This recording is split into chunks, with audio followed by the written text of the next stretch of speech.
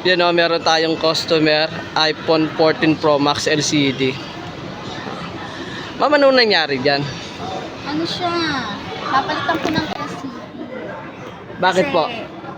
sabi ng pamangkin ko, naipit daw. So, eto, binigay niya to sa akin, gift niya. So, iyan.